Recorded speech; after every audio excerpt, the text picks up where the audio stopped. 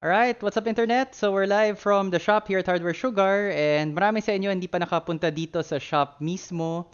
On one hand kasi I think we try to make it super easy na mag-order online and to pay online tapos kukuha na lang kayo ng courier to pick up the items here. So a lot of our customers actually have never been to the shop but we'll do this show in the shop once a month. Parang magkukwento lang ako tungkol sa bagong stock and um, yes, we run Hardware Sugar, but we're also PC hardware fanatics or aficionados at heart. So, ako mismo natutuwa ako pag may sobrang cool na item. We try to stock uncommon items. We try to stock, yung mga items na medyo mahal na inisip ng tao na walang market sa Pinas para dyan. So, if you followed us before, alam mo, lagi kong sinasabi yung HTC Vive. We stock that a lot. So, itong in the shop will just be kwento-kwento lang. Parang ikot, I'll highlight some items that I think are cool, show you guys around the shop, and then after that, we'll have, magkikwento ako about 3 warranty cases, lahat tungkol sa graphics cards. They were all interesting to me. Actually, wala namang issue sa mga customers. They were all cool about it. But lahat sila may issue sa iba't ibang graphics cards nila. And all of the issues were uncommon. Di ko pa talaga na-experience before. So I thought I'd just talk about that a bit on camera. And then lastly, we'll just have a parang Reddit na ama, ask me anything round. So it'll be like a lightning round. Just pop up any question, whether tech or otherwise, and I'll give a short, pithy answer. Just yung mabilisan lang. So, the chat is showing up naman. Yes. Wave to Dave Santarin and hello to Emil, both from Facebook. And my compañero, Emmanuel Meru. Thanks for joining us. Sup? So, since a lot of you guys haven't been to the shop, I just want to bring you guys around a little and I'll show you a little bit of the shop. We'll take the secondary camera first. And we'll start with this sign. Once you pop into the shop, this is the first thing you'll see in front of you, the Hardware Sugar sign. Actually, this is our second shop. The first shop was super, super small. Sobrang liit niya, parang closet lang. If I stretched my arms, my arm span was, longer than the shop that we were in before. Pero itong sign na to, yan yung sign namin outside that first shop. And actually, I liked really how well it looked, how well it came out. So nung umalis kami doon, nung lumipat kami dito sa mas malaki na pwesto, inisip ko sayang naman tong old sign. So pinakuha ko talaga, naka-weld yan sa taas. To be honest, hindi ko alam paano nila na nakuha yan, how they got, it was welded on, but they were able to get it off the building kasi naka-weld na yun dun sa harap nung facade ng building. Kinuha nila, tapos dinikit namin dito. And I sort of look at it now as our good luck. I don't know, it's good vibes for me. Parang good luck symbol or charm siya for me. So hopefully, when we leave this store, kasi, we're always planning, marami kaming pangarap para sa shop and para sa PC hardware dito sa Pinas. So, pag umalis na rin kami dito to hopefully to a bigger place, sasama rin tong sign na to. And I don't know if we'll have it out in front again or we'll have it inside. Pero definitely, sasama tong sign na to. Sort of like a record from all of the shops. It will be in all the shops that we've been to. So, I'll just take you around a little. If you haven't been to the shop before, one thing na kakaiba talaga sa shop namin na hindi siya kagaya ng ibang shops is yung lahat ng items, lahat sila open. Walang nakatago underneath glass, walang nakakadena, walang nakalock. So everybody, any customer is free to come in, pick up an item, take a look, read the specs, and it can be like little things, like these keyboard caps. I mean, like these things, parang gusto mo talaga na mabuksan, mahawakan, matingnan. Yung motherboards, hindi naman super, that's not necessary for motherboards kasi usually alam mo na yung specs before you buy. But we really did this on purpose kasi tingin namin sa mga customer namin, hindi magnanakaw. we wanted a place where it was easy to shop, take a look at the items, to inspect them, to sort of, alam mo kasi paminsan papasok ka sa shop, di ka sigurado, di ba? Parang,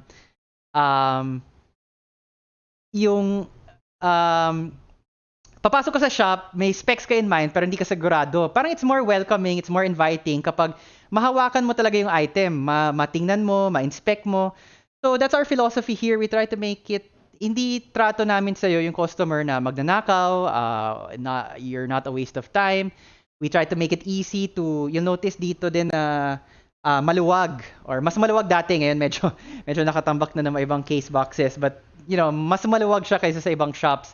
And again, that's intentional, that's by design, because we want it easy to browse, to run around, to interact with the items instead of nga nakasalamin sila kagaya sa ibang shops, naka-lock. If you want to take a look at the GPU, hahanapin mo pa yung customer service nila. Usually busy yun, so di ka papapansinin. So here, really want you to come in and explore, like ano bang stock namin. And yeah, so one of the things that we try to do consciously na ginagawa talaga namin on purpose para maiba sa ibang shops. Kasi tingin namin, kaya namin tinayo yung Hardware Sugar kasi tingin namin na maraming ginagawa yung ibang shops na hindi maganda para sa mga customers. As a customer, I also didn't like it. Isa pang halimbawa nun yung mga bundle. Sobrang hilig nila mag-bundle. Actually, kausap ko yung isang customer kahapon. He came in, we were just chatting while he was buying. And he was saying, yeah, my first PC was a bundle. And yung bundle kasi, usually niyan, yung isa, let's say, 2 items. Yung isa maganda, yung isa hindi masyadong maganda. Ginagawa yon kasi para ma-dispose yung stock nung hindi maganda. Ginagawa rin yun, in fairness, kasi yung mga suppliers din namin, naka-bundle din yun. So, hindi kami maka-decide na, itong CPU lang gusto ko, ayaw ko tong MOBO na to. Kung kahit sa supplier level, naka-lock-in ka na dun sa bundle na yon. So, sa ibang shops, nakuha ko bundle, wala akong pake sa customer, ibabundle ko rin yan kasi kailangan ko mabenta. Not in Hardware Sugar. We have 0 bundles. Gusto mo ng CPU? Pwede mo bilhin. Just the CPU. Gusto mo yung motherboard? Pwede mong bilhin. Just the motherboard. We don't lock you into any bundle. We think that's anti-consumer. As nung kami pa, wala pang Hardware Sugar, bumibili rin kami ng PC parts dito. Inis-inisa ako sa bundle kasi gusto ko yung CPU. Di ko naman gusto yung MOBO. Ano yun kayo MOBO, di ba? So, it's good for the shop to have bundles. It's not good for the consumer. Here at Hardware Sugar, we put you first. So, we have no bundles. And you're just free to come in, select what you want, and buy what you want. So, tama na yung plug sa shop. Punta naman tayo sa items mismo. So, we're gonna start with this guy. Sobrang liit lang niya, the Cooler Master ATX 90-degree adapter. What's so special about this thing? It's like 1,000 plus pesos. I think it's 1,050 with us. Excuse me. I just had lunch and gotta get the gas out. So ATX 24 pin. It's for the motherboard connector, and it's with capacitors. And let me show you what this guy is for. So here we have a rig from. This is actually a finished rig already. The customer is gonna pick it up tomorrow. And excuse me, other camera. You'll notice here, this is the standard for everything. I mean, you have the motherboard flat, and then because the 24-pin slot for the motherboard power is facing here, the cable needs to pop out. So you'll notice again the exquisite cable management by our tech Gerald. For those of you who bought from us before, alam mo na sobrang OC yan si Gerald sa lahat. Sa pag-build, sa cable management. So, to be honest, din mo, sobrang linis nito. Although, hindi pa nga to tapos may finishing touches pa to that he'll do tomorrow. But again, you'll just see how clean he does it.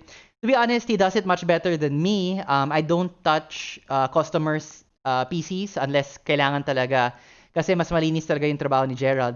I touch my computer, but I don't trust myself to touch customers' computers unless like really required. So to get back to the 24-pin, ganito siya usually. Magpa-pop out yung power cable para sa motherboard power supply. It pops out and you have to make a U shape para mag-U-turn siya kaagad para masalpak mo dito sa power supply connector. And this puts a lot of strain on the cable. Plus, it's super hard kasi there's a clip here. Ang hirap nito tanggalin. I mean, sumasakit talaga daliri mo kasi you need to press down and things like that. So number one, it doesn't look too good. Number two, it puts a strain on the cable. Number three, it's hard to remove if you're whatever, for whatever reason, you need to remove the cable. This little guy solves all of that because it's a 90-degree adapter. So yung mangyayari nito, ito, pa-plug-in mo to dito sa power supply connector ng motherboard. So instead of the holes facing you, facing this direction, dito na siya. So kumbaga, idediretso mo na lang siya dito. That makes cable management much easier because you can stick more of the cable in the back. And there's no strain anymore on the wires because instead of having to do a U-turn like this, it just goes straight into the holes here. The holes would be here on the side. So, super simple thing. Why is it so expensive? This is the version with the capacitors inside. Whenever you're dealing with anything na may tungkol sa power, CPU or motherboard, you always want to get the one with capacitors because it ensures na malinis yung power. Kumbaga um, what I mean by malinis na power, walang power spikes. Kumbaga the power being sent from the PSU, well, from the wall to the PSU, to the motherboard, to the different components. Lahat yan, kumbaga level yung power, hindi siya patalon-talon. Yan yung dirty power, yung patalon-talon. So actually, may mas mura nito. If you don't want to spend 1,050, may mga generic na Chinese brands or whatever. You can get this easily online sa Shopee na hindi CM, hindi Cooler Master. Pero it's one of those things like, mahal yung PSU mo, mahal yung graphics card mo, mahal yung CPU mo. Do you really want to risk all of those things by cheaping out and imbis na you're gonna spend like 1,050 or something on this thing, you will have sorry, I noticed na the stream medyo mabagal yung mabagal yung stream natin. That's because of the internet in the shop, which is Globe. Yung stream na galing sa bahay where we do the other shows is Converge. I noticed medyo nagda-drop yung stream. Anyway, we'll make do what we can. So, do you really want to cheap out? And yes, you can spend 300 pesos on a similar product, but it won't have the capacitors. And, just overall quality is a bit iffy. So, again, it's up to you. Yes, you can get cheaper. And that's really the philosophy of, yan yung pananaw namin dito sa shop na lahat naman ng items namin dito may mas mura. May mas murang PSU, may mas murang monitor, or whatever. But we like quality and we want to offer our customers quality kahit medyo mahal. Because nasa sayo naman yun eh. Nasa customer yun kung gusto ba ninyo na mura or mahal. The choice is with you guys. But I really think these are the kind of things we like to carry. These kind of medyo uncommon pero sobrang useful at sobrang nakakatulong especially para sa mga enthusiasts talaga. So the 90-degree adapter. Next up, we have cables. A lot of the time when we do builds, parang marami nagtatanong, saan galing yung all-white na cables na yan? Kasi if you noticed in the PSU before, I thought there was somebody behind me. Kung biglang may dumating sa likod, chat mo na lang ako para mapansin ko. One thing na para maiba yung build mo, kasi yung default na PSU cables, palaging black yan. And everybody has black and it's kind of boring. So one way to easily differentiate your rig, especially kung gusto mo all-white build, for example, is to get these extension cables. Here we have an all-white one. These work with anything kasi they're extension. So they plug into your existing power supply cables. So they will work with basically any... they'll work with really anything. I haven't come across any compatibility problems. These packs, these are from Fantex. These are the basic cables. So you have the 24-pin for the MOBO, 8-pin for the CPU, and then you have 2 PCIe 8 pins for the GPU, which are really all of the power cables that you really need. Walang SATA, but if you're good at cable management, you won't really see the SATA cables. So again, these are the kind of things we like to carry to customize. We're super big about kung gagawa ka ng custom rig dito sa amin, we try to make it, yun, sabihan mo lang kami ano gusto mo. All white build, no RGB, stealth build, parang ganyan. We can do that. We can try to do that as best we can. So all white is super popular. Actually, to be honest, all black is also super popular. I don't know why, since may kasama ng black cables usually dun sa mga PSU. But all white is popular, all black is popular. But again, we want to cater to everybody, so we have these red black cables. We also have from Cooler Master blue black here, red black here. We have, if you wanna medyo go wild, neon green, black red na S-type. This is what the Fantex calls the S-type design here, kind of straighted along the cables. Straight up red, straight up orange. So we have all sorts of cables here, but we emphasize the white and the black kasi yan yung mas mabenta. Gray and white, let's just put it closer.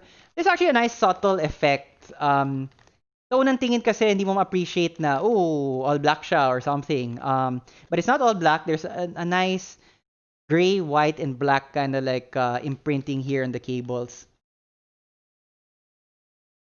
So, actually, this reminds me that I did promise a customer na sabihan ko siya when we get the white cables in. So I will Facebook message him after this live stream. The nice thing about these Fantex cable packs also is that they come with a lot of cable combs. Cable combs are super popular. To be honest, personally myself, I don't get it. This comes with 24 cable combs. Is it 24?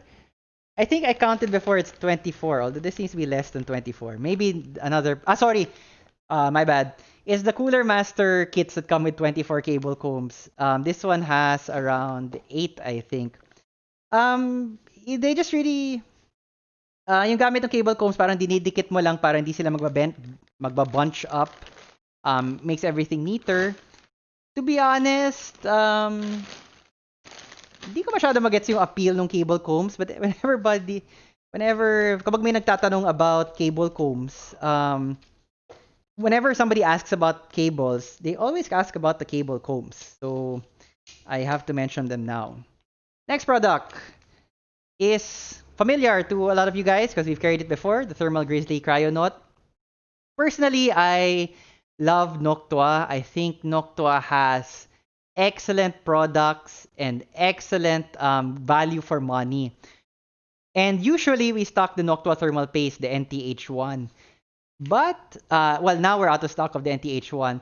But if, you know, Noctua is still not doing it for you, the Cryonaut from Thermal Grizzly is one of the best thermal pastes. You know, I don't know why naging thermal paste became thermal grease. I don't know, I call it thermal grease. Pero pareho lang yan. Thermal grease, thermal paste, same banana. But performance-wise, this will really drive down your temperatures, the Cryonaut.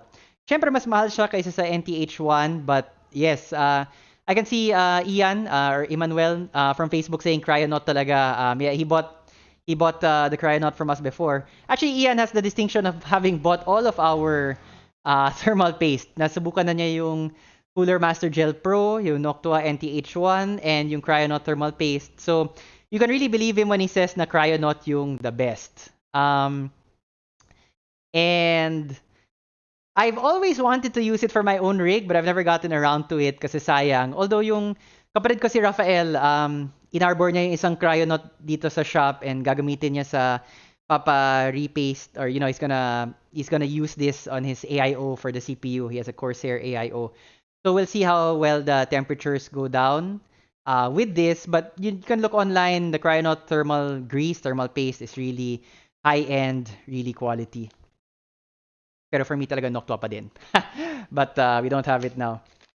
Moving on to the Conductonaut, which was actually a subject of a question dun sa Pwede Magtanong. We also have a live tech show called Pwede Magtanong. The last one we did 2 weeks ago, 2 Fridays ago. The next one will be this Friday, this upcoming Friday. And I think it was Jan Wick, who also follows us a lot on Facebook. Tinanong niya, okay ba yung Conductonaut? Kasi narinig niya na nagkaka-stain on the components that you use it on. So I did do some research. First of all, what is the Conductonaut? It's also from Thermal Grizzly, and it is liquid metal. When I posted this on Facebook, I made that joke about Terminator 2. If you've seen that movie or you remember the liquid metal, it's sort of like that. It actually is liquid metal kasi apparently this can conduct, or it does conduct electricity. So you have to be very careful. You don't want, especially near the CPU, you don't want stray sparks running around. So mas mabusisi to, yung application nito kaysa sa thermal grizzly.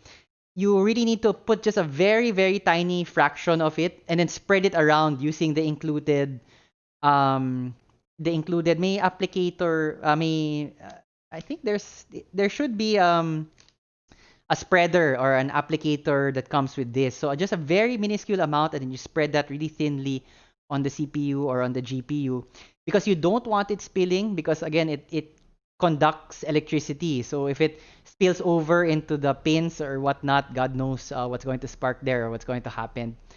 Um, as to whether it causes stains, actually it does. And thank you again, John Wick, for the question.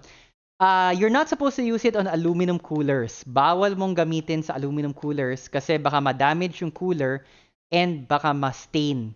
So it has to be, if you're thinking of getting this item, and it is, to be honest, this again one of those things I really want to try, because liquid metal as a cooling medium just sounds ridiculously cool.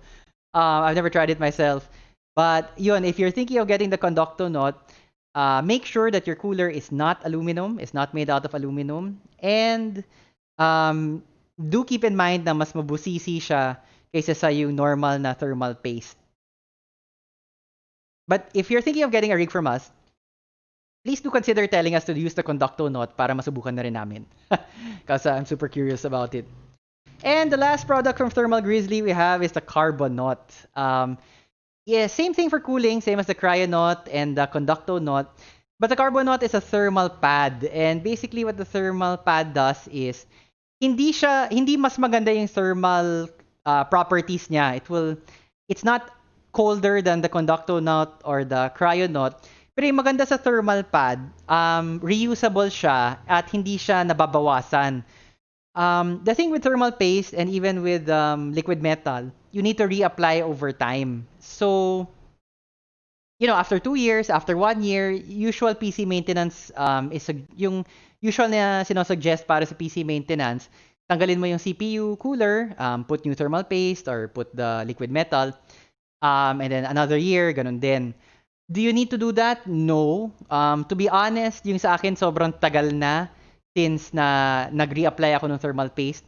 Should you do that? Yes. Don't be like me. Your parts will last much longer and you can be mas secure, mas confident ka na walang mangyayari sa parts mo if you regularly reapply thermal paste. And that's the beauty of the Carbon Knot. Once you stick that thermal pad in there, you don't need to reapply it anymore. So basically it's fire and forget. Pasok mo, and then you install the cooler normally, and that's it for the lifetime of your computer. As long as you're happy with the performance of the cooling, then you don't need to replace it. Ano yung downside si thermal pad? You need to be super sure about the size. You can't. I think it also conducts electricity, so you don't want a part like hanging over the side of your CPU. So actually, sa mga reviews na nabasa ko, kailangan mo talagang you need to cut it to the size that you need. So you get a whole pad and you kind of like tinatansya mo gaano kalaki yung CPU para tama yung na cut mo and then papasok mo doon. So yan yung hassle and apparently sobrang nipis niya. So yan yung hassle sa thermal pad. But again, it does come with its advantages na di mo na kailangan mag-reapply every year, every 2 years. So it's worth it in certain use cases. If I had known, kung may ganun, if I had known about, sorry, nung last, sobrang luma kasi ng personal rig ko, I forget, how old it is, pero, if may ganun dati, like 5 or 6 years ago when I bought my own rig, I probably have used the thermal pad kasi to be honest, sobrang tinatamad ako mag-reapply ng thermal paste. Kasi hindi biro yun hassle yung pagtagal ng CPU cooler, and if sometimes you need to get the bracket pa in the back, which means getting the motherboard out, and it's a whole mess. And sometimes your PC is working fine. Tapos nag-maintenance ka, tinanggal mo lahat, pinasok mo ulit lahat, and then for some unknown reason na sobrang nakakainis, hindi na siya gumagana. It was working You did maintenance, afterwards, it's not working anymore.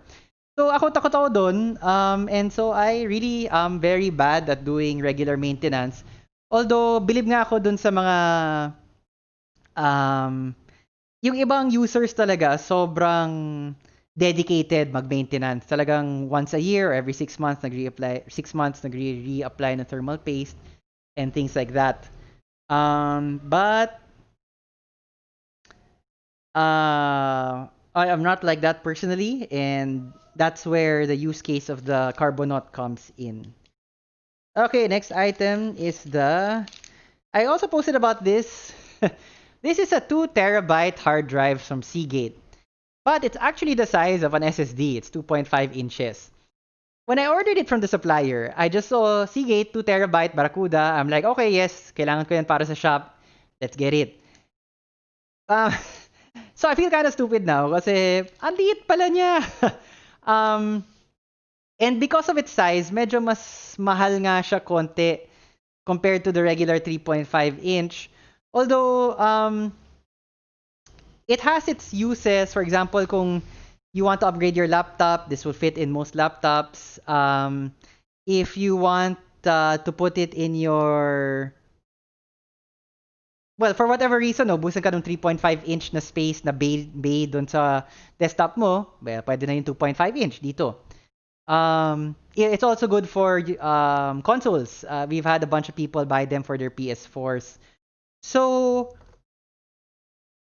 actually, para lang magkwento konti, it's not uncommon for me to order something and then pagdating ng item, parang iba pala siya dun sa inisip ko.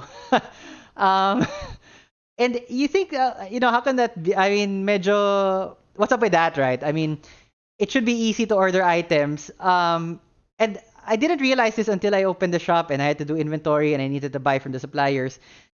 Some products have really a lot of variants, and kasi yung mga suppliers parang it's a very informal process. Actually, sa Viber lang yan. Parang kausap mo lang kaibigan mo. Pre, may ano ka ba? AIO? O ano, parang ganyan. So, either they'll just send like super basic details or they'll send pero sobrang detailed naman yung mga SKU codes or yung product codes na it's all gibberish to me, okay? I mean, it's just like letters and numbers. Alpha 27 Bravo Zeta Sierra. Di ba? That means nothing to me. The product code doesn't mean anything to me. So, over time, it has happened, hindi naman madalas, but aaminin ko na sa inyo na mag-order ako sa supplier, pagdating, magkaiba pala. Hindi pala TG side panel yung na-order ko. 2.5 inch pala yung hard drive. I mean, come on, man. 2.5. I didn't even know. Yun nga, to be honest, di ko nga alam na may 2.5 inch na 2 TB na hard drive eh. Kala ko pang SSD lang tong size na to. One time, recently lang I ordered G-Skill na RAM. Tas SODIMM pala. And SODIMM is for laptops, yung short end. And to be honest, I always get confused ano yung low dim and ano yung SODIMM, like which is which. So I think S is for short, so S is for the laptop. So just keeping it real and yun, parang kunikwento ko lang na nakakamali din kami. Although, nabebenta naman namin lahat. Like yung SODIMM, isa na lang. The 2 TBs have actually been selling pretty okay. And parang, it's just sort of like, I look at it like, oh, parang surprise na lang. But of course, for the regular items we stock, I'm very careful because I don't want to be ordering 20 of a case tapos mali pala. So that usually happens on items na first time ko in order. And since first time lang, I don't buy a lot. Maybe like 5 or mga ganun just to try them out. Although the SODIMM RAMs, medyo madami din yun. Anyway. So we got Seagate 2 TB. If you're interested for your, actually, laptop, desktop, console, pwede yan. These guys, we have them again in stock. The Vengeance Pro RGB of Corsair. Corsair as a brand is quite popular. Hold them up plenty. Hold them up. Kaya mo ba? And, okay, I'll hold them up. So, Corsair as a brand is pretty popular. The RAMs themselves are good. Well, they're quality kasi they're good performance all around. I mean, you can generally be assured na okay naman yung performance and yun. I mean, once you buy it, you don't need to worry about it. Personal opinion, I don't actually like the design of the RAM. Like, so you're gonna buy it in RGB and parang for me weird tong mga medyo slashes na maliit dito and then then you have the sort of top side with the RGB. I prefer actually the G-Skill Trident design, just the look aesthetically, just the aesthetic look of the G-Skill. But that's just my personal opinion, and a lot of people do look for the Corsairs, and so we have them in stock again, the white and the black. These are 2x8, 3200 megahertz. This guy, also from Corsair, is like yung parang no nonsense. Ito yung mga tipong build na I don't want RGB puke. RGB is for kalokohan yan, and gusto ko stealth build or gusto ko um,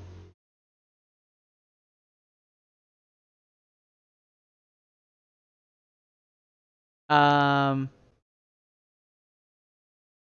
sorry, I got distracted by the chat. The Dom Plats or the Dominator Platinum are for the builds where you want performance and you don't want RGB. I'm not sure actually if these come in RGB, like if they have a Dominator with the RGB. We only always get them because of these very no nonsense. You can see the heatsink is like parang very like this would make a good battleship build. Yung parang in your face and then you stick it with a DRP4, the Dark Rock Pro 4. Although I don't know if you could see the RAM anymore after you use that cooler. So baka AIO na lang and then the Dom Plats for like a battleship black gray rig parang ganon stealth kind of like stealth design. A lot of people actually asked about this but hindi to ganun ka mabenta si Dominator Platinum. Anyway, this is 2x8 and it's also this is 2666 megahertz. A tad slow. Usually we try to recommend 3.2 now. Maybe for a build where, like if you really want the Dom Plats. Darren Francisco from Facebook says that they do have the Dom Plats in RGB. Thank you for that. We don't stock them. Kasi the Dominator nga doesn't sell as well as the Vengeance for whatever reason. Moving on still to Corsair. Although these are Elgato, but Corsair bought Elgato a few years back. So now, for all intents and purposes, they are Corsair as well. These are capture cards. We're new to streaming, so one of the reasons why I wanted to start streaming, and if you remember our first stream from the shop like 2 months ago, sobrang sabog nun. That was just like from my phone and then from an iPad and then like I didn't know where to put them. Hindi pa siya through OBS. I couldn't chat or I couldn't see the chat at all kasi yun nga through the devices yung yung pagka-stream. So one of the reasons why we wanted to do the live streams is so that we matulak kami para maintindihin or parang magets ano yung hardware na kailangan para mag-live stream. And so once we sort of kind of started figuring out ano yung kailangan para mag-live stream, ano yung software, ano yung hardware, we started carrying Elgato products and these are quite popular, the two capture cards, the HD60S and the HD60S Plus. We did have the Stream Decks before, but they're sold out now. What do capture cards do basically? It's for if you want to stream your console, you usually use a capture card. If you want to use your SLR or DSLR camera as a web camera, you can also use a capture card for that. An interesting question actually about these capture cards. May nag-email sa amin kahapon. I'll also actually include it sa pwede magtanong next Friday. But the question was, I want to stream my Android. Like, maglalaro ako sa Android phone ko. I guess Mobile Legends or, marami namang uso na mobile games ngayon. Basically, yung capture card lang ba yung kailangan ko? The answer is no. Again, I'll just repeat this on Pwede Magtanong because I found the question super interesting. But in addition, so you have a cell phone, may kailangan ka pa aside from the capture card kasi yung mangyayari dyan, Android in particular has a protocol na hindi mo ma-capture. Like, I forget what they call the protocol, UP or PHCD or something, UPCD or something like that. But anyway, that's a protocol where it says na you can't capture it. And so aside from the capture card, you need an HDMI splitter that basically strips that protocol from the signal. And then that's when you can capture your Android, whatever is on your Android device to the computer. So you need a capture card, and you also need an HDMI splitter which can scrub that protocol. Android put that in place kasi yung takot nila yung piracy. Let's say, nanonood ka ng Netflix on your Android device, you want to pirate the show, then you would just record it or capture the show while it's playing on your device. Tapos yun, may recording ka na. So Android put that in place, Google put that in Android para yun nga, ma-prevent yung piracy na ganyan. Although, apparently may workarounds na madali lang. You just get an HDMI splitter that scrubs that protocol and then it's super easy to capture what's on your phone from there. I'm running out of voice actually kasi hindi na ako sanay na mag-monologue ng ganito katagal. Magpo 40 minutes na tayo. And actually, we're new to streaming and we have different kinds of shows. We have 3 different shows actually. But actually, I na-enjoy ko yung mga shows. Whether it's chatting with friends and sa Pwede Magtanong or yung live one-on-one interviews. Parang sobrang, they've been very interesting so far. Both from a technical perspective na paano ba ito ayusin? Ano ba itong OBS? What do I need? Ba't hindi ito gumagana? And also from a social standpoint, like, getting like, tech. And then last week we had Ergo for the one-on-one interview, a pro Magic the Gathering player. So it's been pretty good actually. These live streams have been useful. Except ngayon, ako lang mag-isa at nagmo-monologue at hindi na ako sanay na mag-lecture for 40 minutes. I mean, it is basically a lecture without an audience. Or a remote audience. And I could do this before without running out of saliva, but I'm out of practice. So, we are just going to... Alan from Facebook asks, is that an NZXT AIO in the background? It is not. Wala kaming... the NZXT AIOs, the X53, X63, Z... the Z super popular. All of them are sold out. Tentative is next month pa. Sorry guys, we're really leaning on our supplier. Talagang makulit kami sa supplier namin na, nasa na ba yan? Pero wala talaga eh. Tentative is still next month. But you are right, those are AIOs. We do have from Inwin and from MSI. In fact, why don't we take a look now? Let's travel. So we have the SR240 AIO from Inwin, and we have the MSI Core Liquid 240R, so both 24mm rads for these guys. We just have them in stock. We just got them in stock. Excuse me. We just got them in stock, and they are not in the product lists yet. Because I've been lazy actually this weekend. I should have put them in there, but they will be in there very, very soon. Excuse me. Sorry, I didn't bring water and I'm running out of saliva. Excuse me.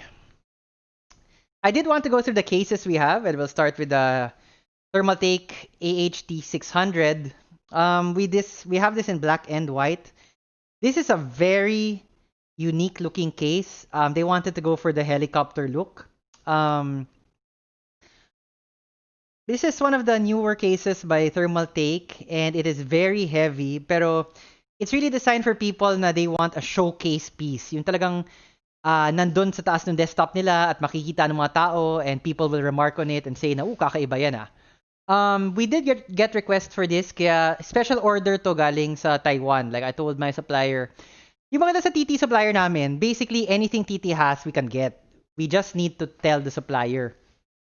So, um, yun, itong AHT 600, I asked, I want it, and they're like, okay, and then I paid down payment, and we got it. So if you want a super unique case, do consider this. Again, though, this is sort of similar to the Cougar Conquer, which we had very early on. Nandun pa kami sa lumang shop namin sa Buendia, and nakastock kami nung Cougar Conquer. Pero ang hirap na makahanap ngayon. We've never been able to restock again. The Conquer looks very similar to this. And again, since I'm being honest, I actually prefer the Cougar Conquer look compared dito. Parang dito ayoko masyado tong mahaba na nagja-jut out. And again, this is just my personal aesthetic preference. Kasi what the Conquer kasi, it's sort of like it's coming from the top. So it's biting, and then the emphasis is on the upper mandible, so to speak, the upper part here. Ito naman yung lower, so medyo mas sleek siya. Really like a helicopter. Although for me, again, I prefer the Conquer. That's just my personal opinion. Although I would not get either of these for my own personal case. Iba yung dream case ko. But kani-kanyang everybody has their own preferences, and yun, baka you're interested in the AHT 600. One case actually that I really do love, and we stock this a lot, is this Core P3. We have it in black and we have it in white, the snow edition. This is something that I would consider for my own personal case. It's wall mountable. It's open air. So, yes, a lot of people complain about the dust and everything, but for me, just the coolness factor of having this, it's super unique looking. And then, we've been stocking this case for a long time. It always gets sold out and we get more. And for me, talaga sobrang kakaiba niya, which is what I like about it. I can just imagine it hanging on a wall, and then all your parts are there. And this is something I consider, or I would consider, like for my own personal build, the Core P3. I just really love the idea of having everything open air and exposed, kinda like wow, yung parang you're more in touch with the PC, like if you can see it. And if you're gonna go for RGB, might as well something like this na talagang open. Yes, the open air design does have its own issues. Syempre, maalikabok dito sa atin. You're gonna have to clean it out a lot. Usong-uso yung mga mesh cases ngayon because the mesh captures a lot of the dust and it's easy to clean out. Hindi mo ma-mesh to kasi it's all open. So there are other considerations, but I think it's a very unique looking case. I super love the design. And yun, you might consider that for your personal build. And lastly, rounding out the thermal takes is the Core P90. This one is like a Core P3 on steroids. So basically, you have the open air design, but it's two paneled, or you have two panels or two walls, and each wall has its own separate TG panel. So again, this is a very showpiece kind of case, like you want to display it on top of your desktop. This one I also like the design because it has its same open air aesthetic. Pero for me, masyadong malaki siya. Again, just my personal preference. The Core P90, we are the only ones I know who carry it, who have it in stock. Yung kwento nito, nakita ko sa catalog ni TT, and I'm like, wow, sobrang cool nito. Nag-research ako, walang nagbebenta dito sa atin, or kung meron man, hindi ko nakita. And so I told my supplier, I want it, get me this case. All because I thought the case was cool. And this is actually our second restock of the Core P90. The first run sold out. And we still have 3 left. And, hindi siya yung mabenta talaga. But, again, it's like we want to carry these items na not everybody has. And, that I personally think, or Rafael personally thinks, or our customers personally think are super cool. Another item not yet in the price list kasi tamad akong tao. We just got it Friday, is the InWin Shopping. And here is the A1 Plus, another bestseller, and also not on the list yet, but we'll have a lot of people asking about that. Makukulit yung mga gusto ng InWin A1 Plus. They're always asking. The Shopping actually took me by surprise. It's an MITX case. This is the whole case, and you can tell it's super small. I wish I had a image I could flash on screen, but anyway, in Shopping, we had one or two like right before lockdown. The sobrang bilis nila nabenta. I was super surprised because I thought it was such a niche case. Yung parang walang bibili nito, parang it's so small and ano. Pero ang dami, there, the demand was high, so we restocked it. Although it's not yet in our inventory. That's my bad. And oh, we're running out of CPUs, but we're getting more tomorrow. We have a bunch of R7 3700X, R5 3600X. We're actually getting Ryzen 9s tomorrow, so look out for that in our stock. We also got very recently lang itong mga MSI Forge 100R and the Vampiric. Where is the Vampiric? We have the Vampirics also somewhere here. Dati pinagmamayabang ko na hindi ganun ka-cramped yung shop, but we've really expanded our inventory and you'll notice na medyo nakatambak na yung mga boxes. Personally, this is not okay for me. I don't like it like this. So please do buy from us para matanggal na to lahat. You have some Core P3s here in the back. So yeah, we got a bunch of MSI cases. We've carried these before, the Forge 100R. They sell out rather quickly. These guys sell out super fast. The Matrex 55 mesh add 4 RGB, or it has 4 addressable RGB fans. We do have some stock of the 510s of the NZXT, pero quiet lang because we don't like to advertise it kasi sobrang konti na lang nila. And a lot of people request them for the build. So like you'll see the build that we have there. That's an H510 Elite White. So tago na lang yung mga NZXT natin. And let's focus on other cases like the P300A. This is the A or the Mesh P300 variant from Fantex. It's one of their newer products, newer cases. Again, we don't advertise this heavily, but it is a popular case. It's quite compact for a mid-tower, for an ATX case, and very excellent thermals. The P360X, the Eclipse P360X, we also have in stock, also one of the newer cases. Fantex has a ton of newer cases actually that we're trying to get, but we're still waiting on our supplier. I noticed someone, I think it was Louis Alba on Facebook, asking about the PSU Corsair. This is the last Corsair PSU we have. And actually, bagong stock lang to. Naubos sila kaagad. The CX650M, it's bronze, but it's fully modular. Super hard to get Corsair CPUs now. We've been trying and trying. And the number one question, actually, the number one question sa amin about stock is, kailan dadating yung mga RTX 3000? And number two, kailan dadating yung mga SFF PSUs or yung mga small form factor or SFX PSUs? The 3000 series, we still do not know. The SFX PSUs, we also still do not know. We've been trying to get those PSUs since before lockdown pa, like pre-COVID. Months and months we've been trying, but without any luck. So we'll keep trying because a lot of people keep asking. We do have a bunch of very high-end PSUs. So we have an 850 watt Platinum from Seasonic, fully modular, of course. Same model except lower wattage, 550. And okay. So actually, we have one bronze na Corsair, then the rest are like platinum. We have titanium. Oh, here we go. Yeah, we're just the titanium.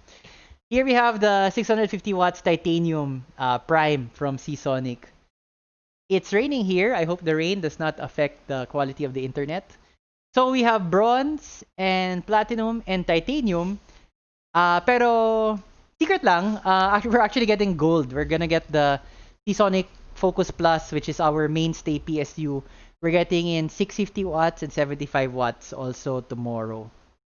Here you have the white T600. Yes, T600.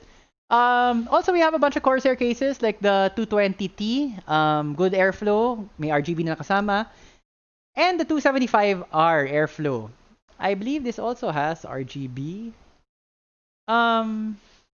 Wait, parang hindi. Sorry. Although it is the white version, which is more popular. So, we do have monitors as well. The Optix G271 from MSI, and we have one of their curves. We have the Mag 27 CQR from MSI. Okay, the stream still seems to be active. Oscar from Facebook says, wala sa site yung PSUs. Yes, that's one of the things na di ko pa na-update yung inventory. We just got it last Friday, and I have been medyo negligent. I admit it. They will be up soon. Oscar from Facebook says, kakaibang alikabok dito sa atin. Mga 2 hours lang, maalikabok na agad ang front ng P300A ko. Well, I'm glad that the mesh caught most of it. Ian, also about the Seasonic Plat 850 watts. We just got them in. So we will be adding them back to the inventory soon. Jed from Facebook, Fantex P400A po. We want to. I don't know when we're getting. I'll have to ask our supplier. All right, so this is our test bench. Sige, I'll show the test bench.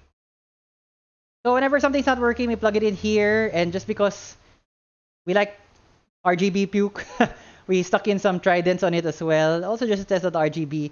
The NZXT fans, they're not working because we had to use the cable to troubleshoot an AIO, but usually these are all working, they're all spinning. The motherboard is courtesy of Asus. Thanks so much. Shout out to Asus for lending us the motherboard. NZXT also lent us these fans. Thanks so much, NZXT. And the Asus monitor, this guy is also courtesy of Asus. Thank you so much for believing in the shop. I mean, it was I still think it's a big deal na pinahiram kami ng ibang suppliers, ibang brands. Parang you feel legit after may sikat na brand na, okay, sige, we'll lend some stuff to you for display or for your use. We do have an ASRock Mobo that for Intel that I wanna start using, which they lent to us also. So we'll have a test bench also for Intel-based rigs. Thanks also to ASRock. Not a sponsored post, just saying thank you to some guys who were very nice enough to lend us some cool hardware. Okay, that's it for the products I wanted to highlight. Hindi naman kailangan dumaan sa lahat kasi boring naman kung, every single item in the shop dadaan tayo. So the next part of the show is just really, we're about to hit 1 hour na rin. Magkakwento lang ako about warranties. And it's kind of, we've been having a lot of, di naman a lot, but recently different issues with different kinds of GPUs have popped up. So let's say we'll start with customer A. Customer A bought a full rig from us, but not the GPU. He bought the GPU from someone else. And then he reported that the GPU he bought, he was just using it normally. And then suddenly nawala yung display. Like the display went black. But the PC still seemed to be working because he could remotely access it and it was booting and everything. So I told him, sige, come in, we'll try to see, baka it's a motherboard or something else, not the GPU. Baka it's a monitor. He didn't have an extra monitor. I said, bring it to the shop. We can try our monitors here.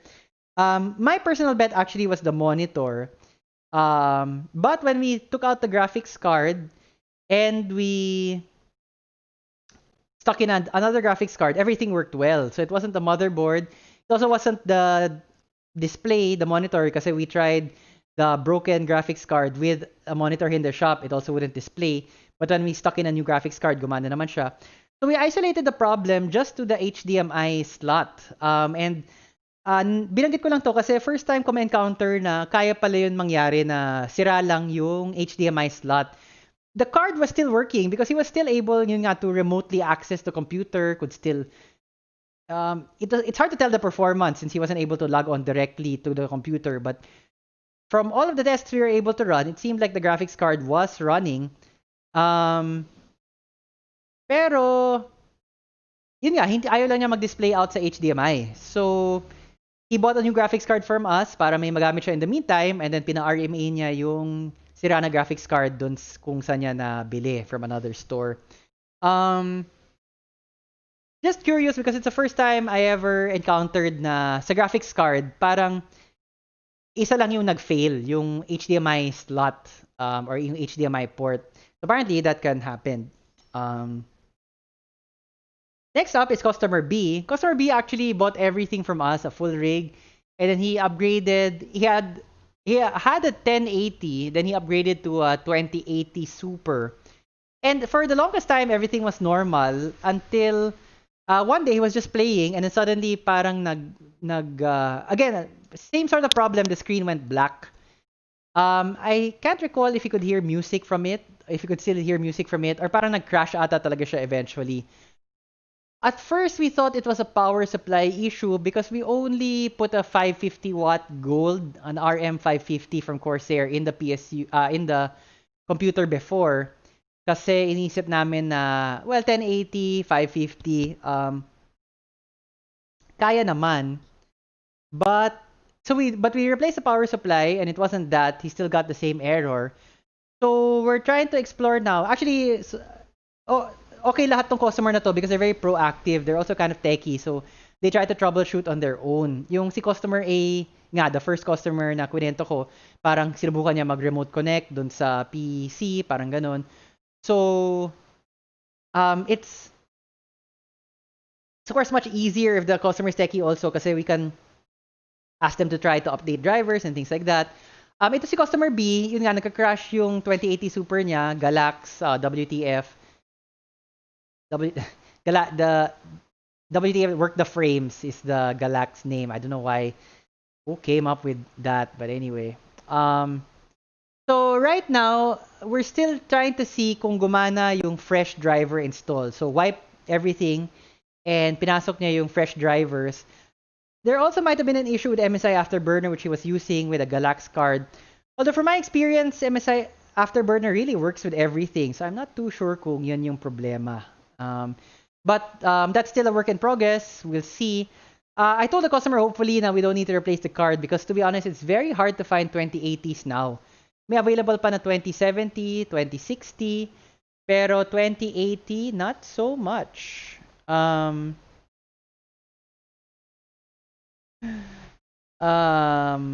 that's customer B. And lastly, customer C bought a 2070 from us. I think a 2070 Super from us, if I'm not mistaken. He bought a full rig and then a 2070 Super. Then he was running into problems with it, like it would crash or may screen artifacts. And so he sent it back to us, and we ran, we stress test it. We ran benchmarks on it. We actually have pictures, which I'll post to our Facebook eventually. And we couldn't get the darn thing to break. Ayaw mag-crash, ayaw mag-screen artifact. So talagang tinodo namin yung kung ano na lang pinapa-display namin dito. Yun nga, I think we used Furmark to try to get it to break. But we couldn't get the card to break, so we sent it back to the supplier. We told the supplier na may customer kami, binili ito, rineport niya na nagka-crash, tas may screen artifacts.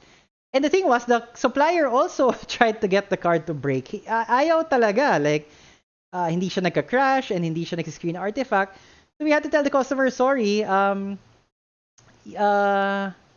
we tried to replicate the problem. We failed, the shop failed here at Hardware Sugar. We sent it back to the supplier. Hindi rin masira ng supplier yung card, kumbaga. So, it doesn't look like it's a hardware problem. We'll have to give the card back to you. Hindi to covered under warranty. Understanding naman si customer. He understands na, yun nga, the warranty covers hardware, not software. Unfortunately, when we sent the card back to him, kahapon lang, nandun pa rin yung problema eh. May screen artifacts pa din. So now we're trying to find the proper driver. It might be a driver issue. Yun nga, itong kwento na to parang, just to emphasize na paminsan it's really hard to troubleshoot computers kasi it can be, iba-iba yung dahilan kung bakit sira yung isang produkto eh. And like, it's not even broken in everything you run. It's just broken in some things. So, that's what makes it super frustrating. And yes, I appreciate naman na yung customer understanding naman. Yung iba kasi, ay, sira, di ko natatanggapin yan. Although, yun nga, hindi namin masira. Like, we really tried for 2 days. In fact, Gerald, our tech, got kind of annoyed with me kasi pina-stress test ko, hindi namin masira. Hindi nagka-crash and hindi nag-artifact even after 8 hours on load or something. Sabi ko, okay lang, handa mo pa rin for shipment to the supplier. Then please like, parang bakit pa? Since nasubukan na natin, hindi naman nasira. But I'm like, I just wanted to be sure. Baka may ibang test si supplier, baka mas kaya niya, mas, kabisado niya kung anong matest. But yun nga, even the supplier himself, the MSI supplier, could not figure out what was wrong with the thing. So, ayun, medyo nakaka-stress lang kasi of course we want everything to be okay for the customer. We don't want na um nakakainis eh. As a consumer, I don't like it when like my screen artifacts or something. Although to be honest, I am a bit more tolerant about those kind of errors. If it's just minor, I don't usually bother anymore. If it's in a game, I'll only play once, like just once through. Like di ko naman uulitin pag natapos ko na. I'm usually okay with it. But yun, so just yung maganda rin sa shop, ang dami kong natututunan dahil sa YouTube, dahil sa pag-research ng sa live stream, and sa mga feedback ng mga customers about the RAM, about the SSD, about the graphics card. And we do, please, if something does go wrong or you experience something, please do let us know kasi nakakatulong ka din sa ibang customers namin in the future. Okay. According to my brother, Rafael, yung si Customer C, naayos yung screen artifacts kasi by throttling down the GPU. So, nawala na. That's still a bit odd for me because we really stress tested the heck out of that thing. Talagang tinodo namin yung firmware. And it passed it. Kasi 2070 Super, right? So, that's a pretty good GPU. It tested, we hammered that thing and it wouldn't break. It might be the software lang that he's trying to run, and in relation to that, pag throttle, okay na. But thank you, Rafael, for giving us an update on that. All right, so that's the last part of the GPU. I'm supposed to do an Ask Me Anything kind of thing. It's sort of like a Reddit AMA. Another Rafael, who is one of the Hardware Sugar devs, points out it could have been a bad overclock. That's true. We ran it on stock speeds. Michael from Facebook also pointed that out. OCs or an unstable OC can cause artifacting. Although I did ask the customer, parang hindi naman daw siya naka-overclock. But anyway, now is the time if you have any questions for me. Yun, parang Reddit na ama na Ask Me Anything. We'll start with the first questions that I can see. Pinaka-latest from the chat is El Lion from YouTube. Sir, saan po ako pwede makahanap ng keyboard repairer? I'm sorry, I don't know. Medyo fail yung ama. Di ko alam, to be honest, where you would find a good ano. Damn, why is this mouse acting up? So Lion, I'm sorry, I won't pull an answer out of my ass. I really don't know saan makahanap ng keyboard repairer. Ian asks, installment basis for credit card purchases. Unfortunately, we wanted to do that, but we approached our payment processor because we do have straight payments already. The only one they could hook us up with was for HSBC cards, and that's kind of useless. Sorry, I have friends who work at HSBC, but the card penetration of HSBC is not as big as, let's say, or as great as BPI or BDO. So I wanted to get BPI or BDO, but they couldn't tell us how to do it via online payments. So we are trying, but this probably won't happen in the near future. And also, actually, to be honest, the finances don't work out great for the shop because we also need to shoulder a certain percentage of the installment. Even for 0% interest for the consumer, from the consumer side, it looks like 0% interest. So let's say you got 100,000 over 5 months. That's 20K per month. Tas wala ka ng interest. For the shop, we wouldn't be getting the entire 100,000.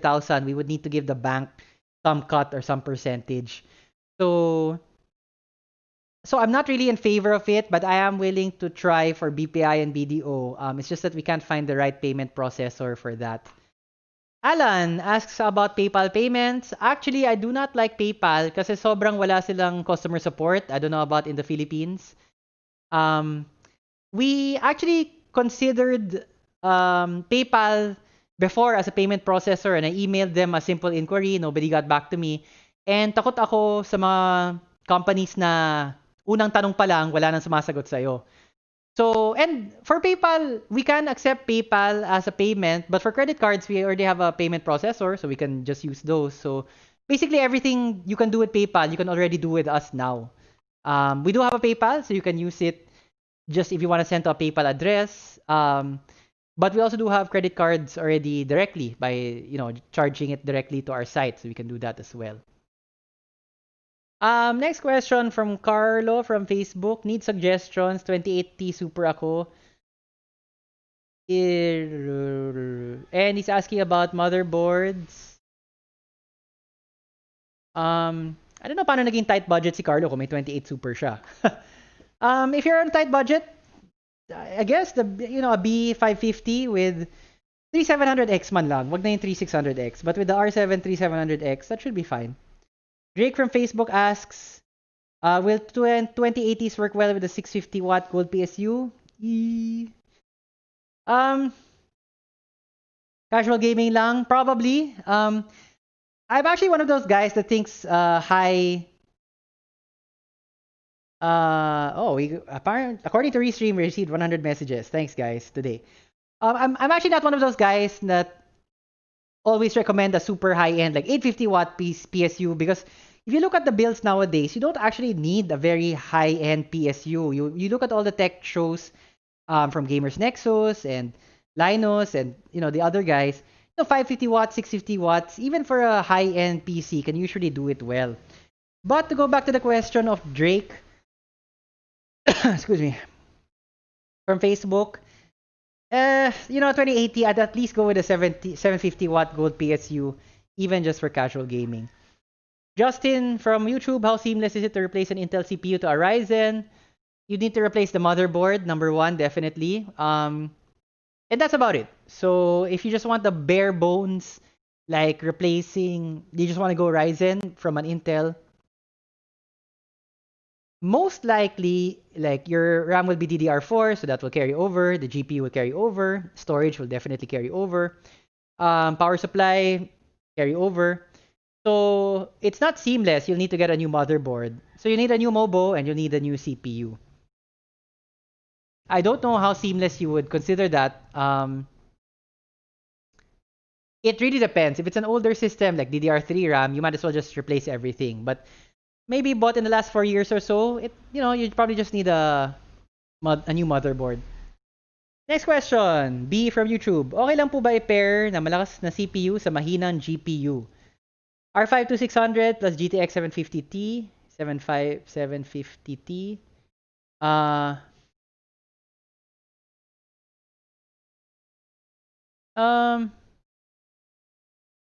Okay lang. Yun nga, we'll talk a little bit about sorry, we're answering B's question from YouTube.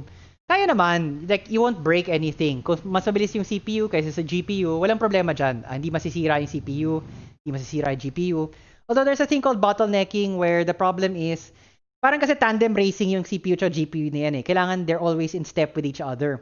Kung masyadong mabilis si CPU, let's say ganito na si CPU, si GPU nandito lang, hindi rin ganun kabilis yung game mo kasi hinihintay mo pa yung GPU. So that's the essence of bottlenecking. But just on a hardware side, you won't break anything naman. MM from YouTube emphasizes to Justin na do not put a Ryzen processor into an Intel motherboard. Yes, that would be bad. You would need to replace the motherboard if you want to shift from Intel to Ryzen. We actually do have a video coming out this week on how to buy what to look out for when you're buying a CPU. So look out for that. John Wick says from Ryzen CPUs, pag in-enable yung speed boost, it voids the warranty. And may experience ba kami dyan? To be honest, I do not know. We've never had to RMA an AMD CPU, or for an Intel CPU for that matter. None of the CPUs we've sold have ever had to come back to us. So we've never had to have actual experience like going back to our supplier and saying, this thing broke, and then they'll ask na overclock ba yan or na speed boost ba yan. So to be honest, I do not know. I don't have any personal experience with that. Roz from YouTube asking a very popular question. Kailan magkakaroon ng RTX 3000 series? Short answer, we do not know.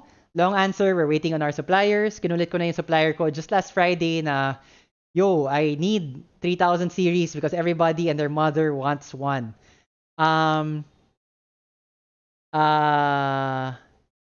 So, short answer, we don't know. Long answer, we're still waiting. Kevin from Facebook asks, planning to buy a new gaming monitor? Will you see a noticeable difference between 1440p and 1080p while playing on a 27-inch monitor? It really depends on what you're coming from. I think that's the most noticeable difference. Are you coming from a 19-incher, a 23-incher? If you're coming just from another 27-inch monitor, I wouldn't think the jump would be that noticeable. But again, this is personal preference. But I wouldn't imagine it being like super great. Like obviously, there would be some differences, but like, once you got used to the 1440p, would you really like think back now, oh, this is so much better than the 1080p? I personally do not think so. But I think for me, like, where are you coming from? Are you coming from a 23-incher or things like that? Nico from YouTube, need suggestions po what motherboard to take na may good upgrade path. Start lang po sa AMD APU until Ryzen 3 siguro. A B450 will serve you just fine. The problem with the B550s, they don't work with the current APUs, so you wouldn't be able to use that now. So a B450 will work just fine. You're not gonna go DDR5 anyway, so DDR4 will still be supported very well into the future. The B450s, I think they do support. Do they support the Ryzen 3? Yes, sorry, yes they do. Oh, sorry, I got confused.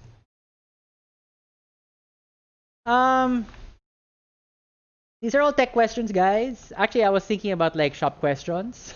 Because the tech questions, we do have pwede magtanong, and please do tune in for that. This Friday, we're gonna have the band back together. It's the four of us. Tech expert RJ and expert Marvin, and then Rafael and myself. Matt from Facebook is replying to Kevin. He says na 1440p will be much clearer than 1080p even at lowest settings, but you wouldn't want to run 1440p on a 27-incher. Excuse me. Next time I do this show next month, I'm gonna bring water. Actually, I already brought it, but I put it out, but I forgot to bring it. Renz from Facebook asks, when are the NZXT AIOs coming? Hopefully next month. Uzi Royal, whom I think has commented before because parang the name sounds familiar, from YouTube, asks, magkano yung $600 PC in the US? Magkano dito? Really depends. Hard to tell. Depends on the store you buy it from. Depends kung talagang binibenta dito or medyo parang special import. Juancho from YouTube asks, how does Candy System work?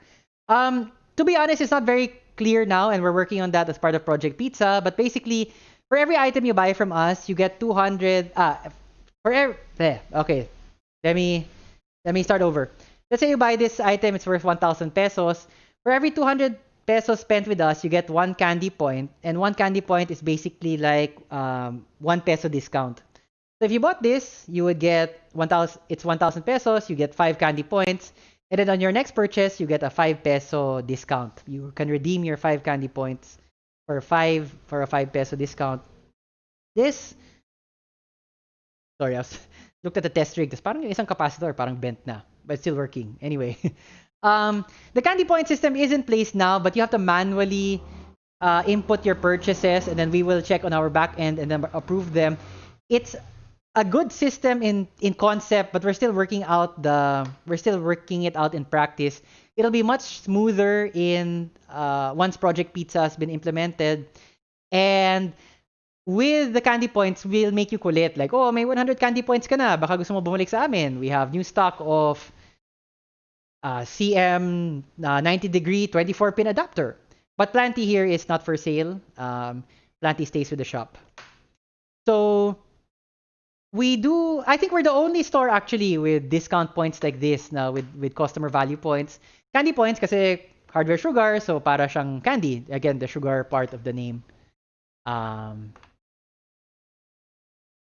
Oscar from Facebook says he came from a 19-incher to a 24-inch monitor, 60 hertz to 144 hertz, and he is still overwhelmed. Yes, actually, for me, that's the big thing eh. Saan ka ba nanggagaling? Kung nasanay ka sa maliit na monitor, tapos bigla na lang ganyan, it's really like, wow, damn, I've missed half my life talaga playing on my other monitor. Ross from YouTube asked, what other games you play that you guys would stream? Actually, si Rafael yung mas mahilig mag-stream. I am more of a single-player kind of guy. So, Rafael, I guess, should answer that on pwede magtanong. RCL from YouTube asks, when are we gonna restock the Deep Cool 240 Castle Cooler? It is very sexy and we want to, but the supplier has no stock. When we get it, when the supplier gets, we will also get. Lucine from YouTube asks, kailan restock nung CM MH630, which is a headset. And again, sorry, it's the same answer. We want to restock, but the supplier doesn't have. But we do have. Let me just sales pitch na lang. These are the ones we have available. Although these are pricier than the CM MH630 and the MH650, which are really good value for money. We do have the Corsair Void RGB Elite, and we do have the HS70 Pro Wireless. Fun story about this H70 Pro Wireless. Hindi talaga namin to isa stock dapat. Para kay Rafael to. Binili niya. Tapos, di siya makahintay. Pumunta lang siya sa Data Blitz para bilhin tong... Ito ata yung Void RGB ng wireless eh.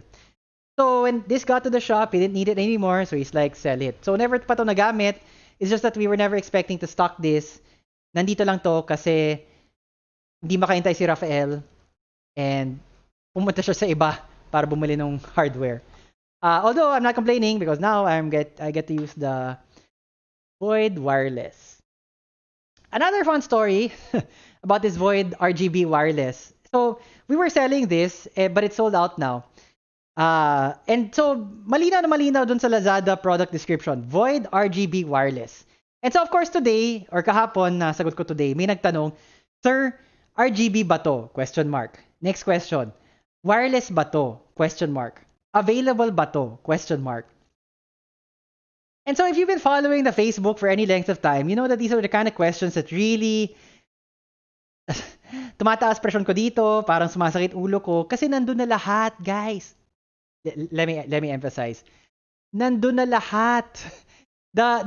In the name, yung product title pa lang, RGB wireless. Nandun na sa product title.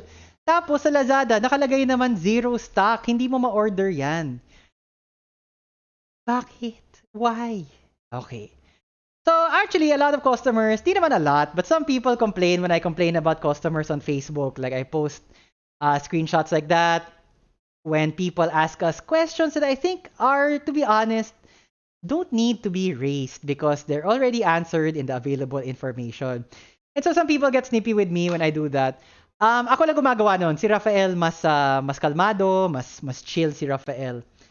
But it really gets my goat. So ako yung nag-head scratcher. Ako yung gumawa ng head scratcher na Facebook album and ako yung nagpo-post nun. And some people do get upset with me kasi bakit ko ba sinisira yung mga customers online. But I think it's also about customer education. Guys, you complain na walang sumasagot sa inyo. Walang sumasagot sa inyo because people have to wade through so many unnecessary questions. Kung lahat ng customers nagtanong lang nung legit na tanong, sobrang dali lang para sa CS na mag-reply sa lahat. So ang dami napipikon, and I'm gonna defend the other shops even though I don't like their customer service. Dami napipikon sa DynaQuest, dami napipikon sa PC Hub, sa PC whatever, PC options. But isipin mo, gaano kadaming mga tanong na dumadating sa kanila. Tapos 20%, 40%, yung mga tanong na gano'n, na nandun na yung sagot. And yet, you still need to reply to those guys. Those kind of customers make it bad for everybody. They make it bad for the shop. They make it bad for other customers. Which is why, nagagalit talaga ako. I think it's really dumb. And so, I post about it on Facebook, and some people are like, no, you need to suck You need to kiss ass, man. You need to kiss customer ass, and you shouldn't post those things. But you know what? You're not the one with the shop. And so I'm gonna go out there. Sobrang pinaghirapan ko ng hardware sugar na to. I mean, sa totoo lang, it's a lot of stress, it's a lot of sleepless nights. Yun nga yung pag unang ginagawa ko sa umaga, log on sa Lazada, log on sa Shopee. And there are a lot of things I like about the job, don't get me wrong. I love itong mga kachat sa Facebook, sa YouTube. I know their names already kasi ang dalas nila mag-chat. Parang I haven't met him in person, pero sobrang okay, sobrang chill na vibes. And that's the kind of customers we want. In fact, in our shop manifesto, we have this thing that we want to service cool people. And if I try to educate customers a little and say that you don't really need to ask those questions because all of the information is there, I'm not just doing it for myself, although yes, it is stress relief also, but it's for everybody also. The less people who ask those kind of questions, the more other CS, other customer services can get to the legitimate questions like why is my SSD not working? Why is my RGB not working? And things like that. So yung mga so I really push back against that the shop needs to kiss ass, and I want to say like a profanity, but I won't. But you know, suck, bleep, censored out. We're not that kind of shop. If you need to have your hand held and your ass kissed, please go somewhere else. And if you're offended because I complain about customers like that, this is definitely not the shop for you. And I actually don't understand why people get upset. Ako naman may-ari ng shop. I'm not forcing you to buy from us. Kung ayaw mo, emoji shrug, which is my favorite emoji.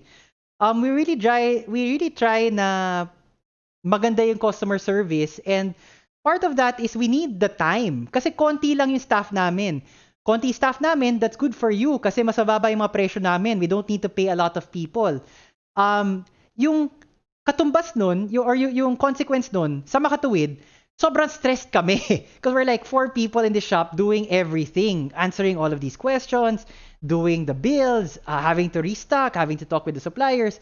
It's good for the customers that we have very few people on payroll. Because it allows us to have lower prices. But you have people complaining na why don't you reply to me? Why don't you answer my questions? If the questions are like that, it really puts a strain on the shop. And ayun, which is why I do from time to time post those kind of things on Facebook. And bato-bato sa langit. Because I really do think that good customer service starts with being a good customer. The shop will go out of its way to help you, to support you, to answer your questions. But at the same time, it's really on the customer to, to kind of be a good customer. So that's all I have to say about that. Rose from YouTube asks, have you considered to do product testing?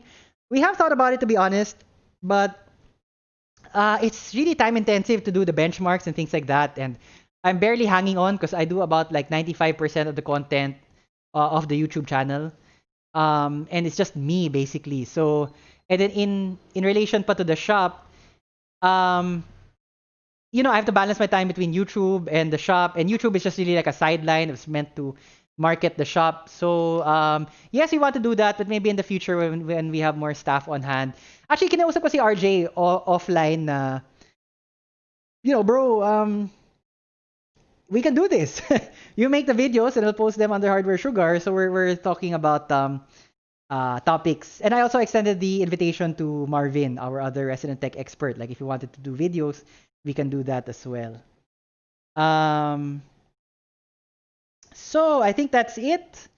Thanks so much for joining me for the last 1 hour and 26 minutes of this live stream. Before I go, we're going to do this once a month. So next month, it is on October 25.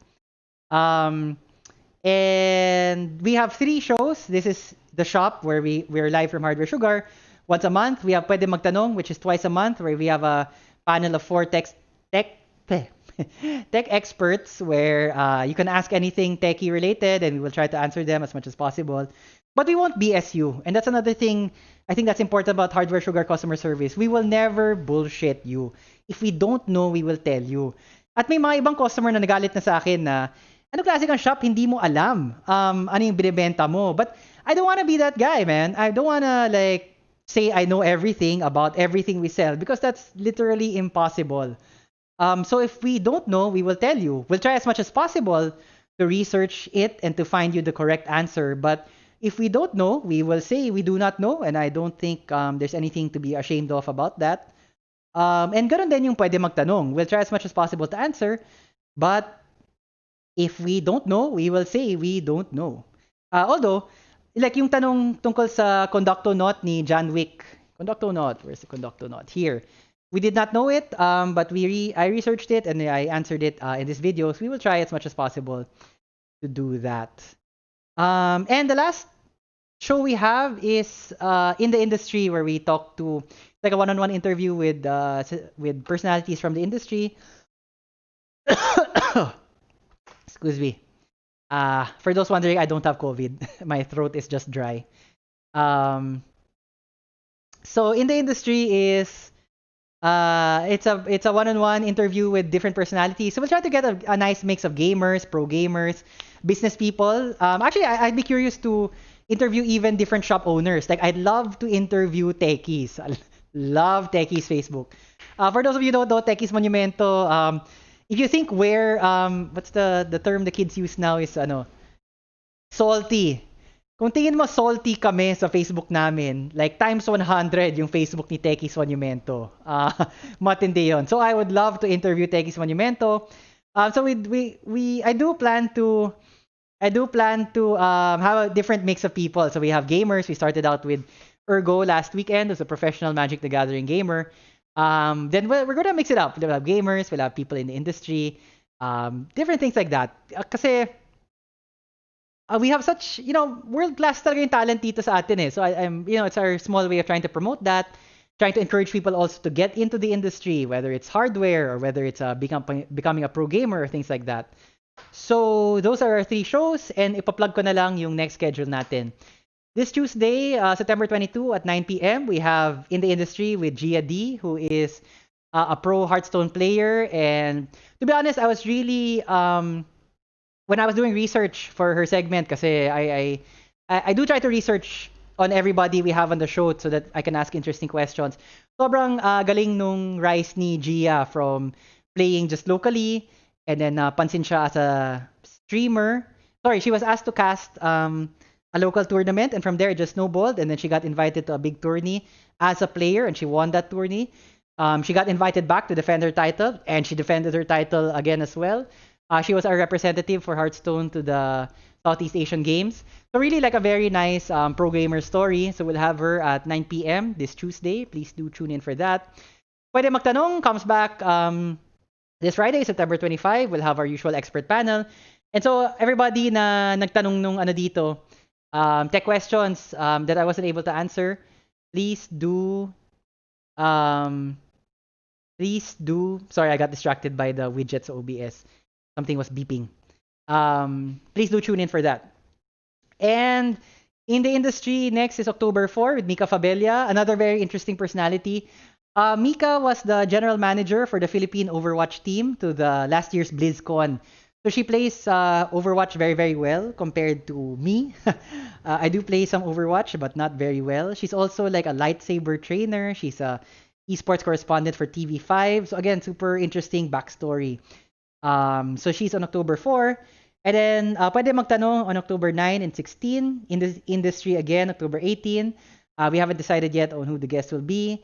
And finally, for October 25, here again at the shop, where it will be me or Rafael walking you through the different cool items you have in stock, and maybe like just more cuento about like warranty or customers or things like that.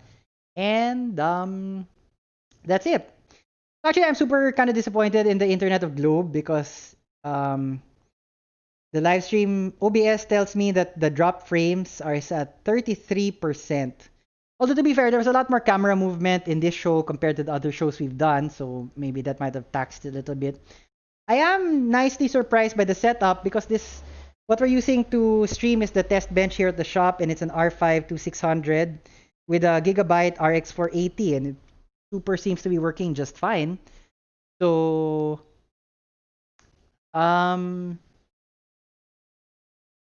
I guess you don't really need like a super fast rig. I wish I had a 3200G or something to stick on this thing so we could test just how well the streaming is for that. Okay. So that's it. Thanks so much for watching. Stay safe, and I will see you this Tuesday, 9 p.m. for our interview with Gia D. And I need some water now.